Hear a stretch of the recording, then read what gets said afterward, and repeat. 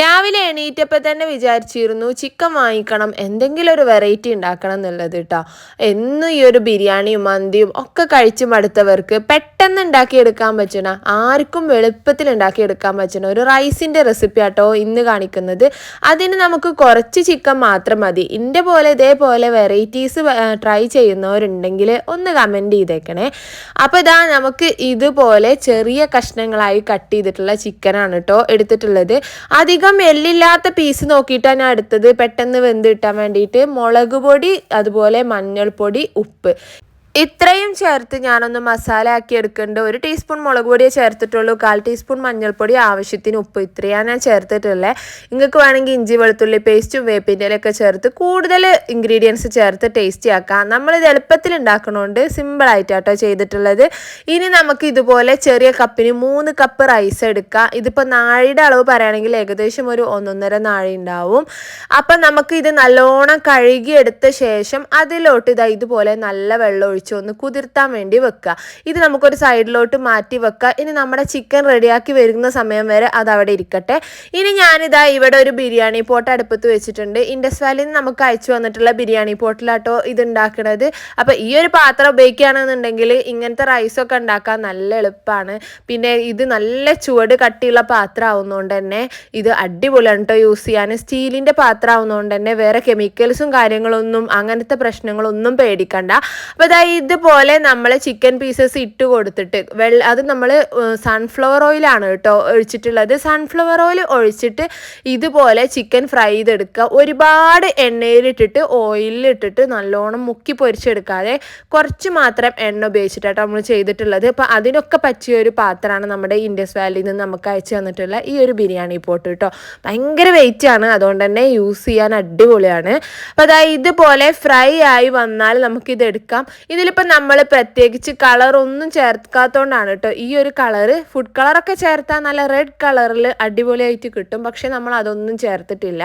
ഇനി ഇതേ എണ്ണയിലോട്ട് തന്നെ ഞാൻ ഇങ്ങനെ കുറച്ച് ഏലക്കായും പിന്നെ കുറച്ച് ഗ്രാമ്പും പിന്നെ അതുപോലെ തന്നെ കുറച്ച് ചെറിയൊരു കഷ്ണം പട്ടയും ചേർത്ത് കൊടുത്തിട്ടുണ്ട്.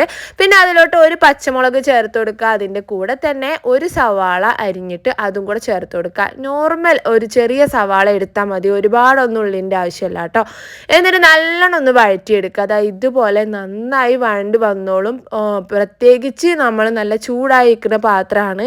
പിന്നെ അതിൽ മസാലയുടെ ആ ഒരു ഇതൊക്കെ ഉള്ളതുകൊണ്ട് പെട്ടെന്ന് തന്നെ സവാള വാടി കിട്ടും. ഞാനൊരു മാഗി ക്യൂബ് കൂടി ചേർക്കുന്നുണ്ട്. അപ്പം നമ്മുടെ റൈസ് ഒന്നും കൂടി നല്ല ടേസ്റ്റി ആയി കിട്ടും. ഇതുപോലെ നന്നായി നമുക്കൊന്ന് മിക്സ് ചെയ്തെടുക്കാം. അപ്പോൾ ആ ഒരു മാഗി ക്യൂബ് നല്ലോണം ഒന്ന് മിക്സായി വരുന്ന സമയത്തും നമ്മുടെ ഉള്ളി ഒന്ന് വഴണ്ട് വരുന്ന സമയത്തും നമുക്ക് ഒരു തക്കാളി ചേർത്ത് കൊടുക്കാം. അപ്പം നമ്മൾ തക്കാളി നീളത്തിൽ കനല്ലാണ്ടാട്ടോ അരിഞ്ഞെടുത്തിട്ടുള്ളത്. നമ്മളിതിൽ ടൊമാറ്റോൻ്റെ പ്യൂരി ചേർക്കുന്നുണ്ട്. അപ്പം അത് ഇല്ലാത്തൊരു തക്കാളി കുറച്ച് കൂടുതൽ ഇട്ടാൽ മതി. അപ്പം എന്തായാലും ഞാൻ ഇതിലോട്ട് ഇഞ്ചി വെളുത്തുള്ളി പേസ്റ്റ് 1 ടീസ്പൂൺ നിറയെ ചേർത്ത് കൊടുത്തിട്ടുണ്ട്. എന്നിട്ട് നല്ലോണം ഒന്ന് മിക്സ് ചെയ്ത് നന്നായിട്ടൊന്ന് വഴറ്റിയെടുക്കാം കേട്ടോ. നന്നായി വഴണ്ട് ഇതുപോലെ നല്ല സോഫ്റ്റായിട്ട് വന്നാൽ നമ്മൾ അതിനടിയിലുള്ള ചിക്കൻ്റെ പിടിച്ചിരിക്കുന്ന മസാലയും ഒക്കെ അതിലോട്ട് ഇളകി വന്നോളും. നന്നായിട്ടൊന്ന് മിക്സായി നല്ല രീതിക്കൊന്ന് എണ്ണ തെളിഞ്ഞ് വരുന്ന സമയത്ത് നമുക്കിതിലോട്ട് ടൊമാറ്റോ പ്യൂരി ഒരു 1.5 ടീസ്പൂൺ ചേർത്ത് കൊടുക്കാം. ടൊമാറ്റോ പ്യൂരിയോ അല്ലെങ്കിൽ ടൊമാറ്റോ പേസ്റ്റോ ചേർത്താലും മതി, കെച്ചപ്പ് ഒന്നും യൂസ് ചെയ്യരുത്.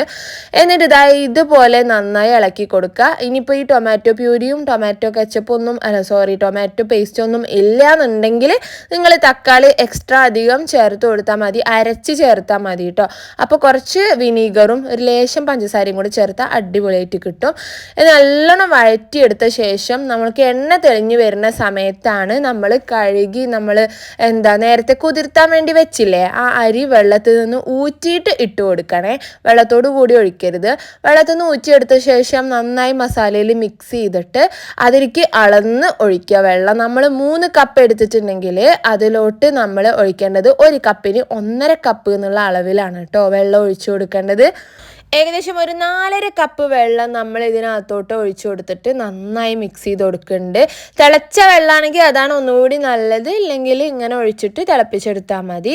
തിളച്ച് വരുന്ന സമയത്ത് ഉപ്പ് നോക്കിയിട്ട് കുറവാണെങ്കിൽ ചേർത്ത് കൊടുത്തിട്ട് നമ്മൾ ഇതുപോലെ അടച്ചു കൊടുക്കുക.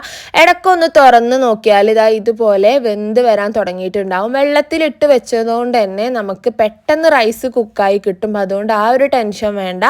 ഇതുപോലെ ഇളക്കി വെള്ളം വറ്റി വരുന്ന ഒരു സമയമുണ്ട്, അപ്പോൾ തീ ഒന്ന് കുറച്ച് കൊടുക്കണേ. അതുവരെ നമ്മൾ ഹൈ ഫ്ലെയിമിൽ ഇട്ടിട്ടാണെങ്കിൽ ഇതിങ്ങനെ വെള്ളം വറ്റി വരുന്ന സമയത്ത് നമുക്ക് തീ കുറച്ച് കൊടുത്തിട്ട് നമ്മൾ ഒന്ന് ഇളക്കി ഒന്ന് നല്ലോണം ഒന്ന് വെള്ളം അടിയിൽ പോയതിന് ശേഷം മാത്രം നമ്മൾ പൊരിച്ചിട്ടുള്ള ചിക്കൻ ഇതിൻ്റെ മുകളിൽ ഇങ്ങനെ ഇട്ട് കൊടുക്കുക. എന്നിട്ട് നമുക്ക് ഇതൊന്ന് അടച്ചു വെച്ച് ചെറുതീയിൽ വീണ്ടും ഒരു 5 മിനിറ്റ് അങ്ങനെ കിടക്കട്ടെ. 5 മിനിറ്റിന് ശേഷം നമ്മൾ ഇതാ ഇതിലോട്ട് ചെറിയൊരു കുഞ്ഞ് വിറക് കഷ്ണം ഞാൻ ഒന്ന് കത്തിച്ച് നമ്മൾ ഗ്യാസിൽ വെച്ച് കത്തിച്ച് ഇങ്ങനെ കരിയാക്കിയിട്ടുണ്ട്.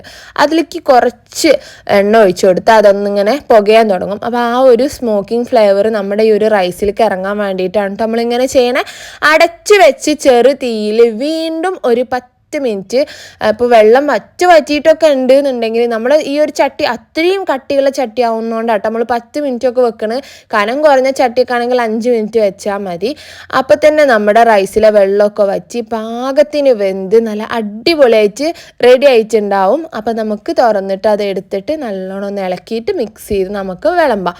ഇത്രയേ ഉള്ളൂ. എല്ലാവരും ഒന്ന് ട്രൈ ചെയ്ത് നോക്കിയിട്ട് ഫീഡ്ബാക്ക് അറിയിക്കണേ. വീഡിയോ ഇഷ്ടമായ ലൈക്ക് ചെയ്യാനും ഷെയർ ചെയ്യാനും കമൻറ്റ് ചെയ്യാനൊന്നും മറക്കരുത്. അപ്പോൾ നമുക്ക് അടുത്ത നല്ലൊരു വീഡിയോ ആയിട്ട് ഇൻഷാ അല്ലാഹ് വീണ്ടും കാണാം. Thank you.